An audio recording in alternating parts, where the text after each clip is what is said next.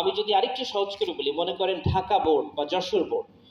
যে ঢাকা বোর্ড কি করে, যে বেসিকলি তারা হচ্ছে সিলেবাস ডিজাইন করে, তারা হচ্ছে বই প্রিন্ট করে, তারা বাচ্চাদের পরীক্ষা নেয়, তারা খাতা চেক করে তারা হচ্ছে রেজাল্ট দেয়।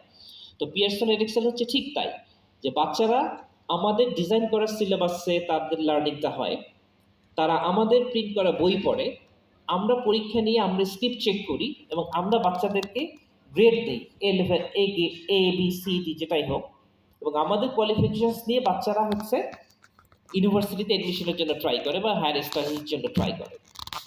এটা হচ্ছে একটা সাইড। আর সেকেন্ড একটা সাইড হচ্ছে we work closely with the teachers, schools.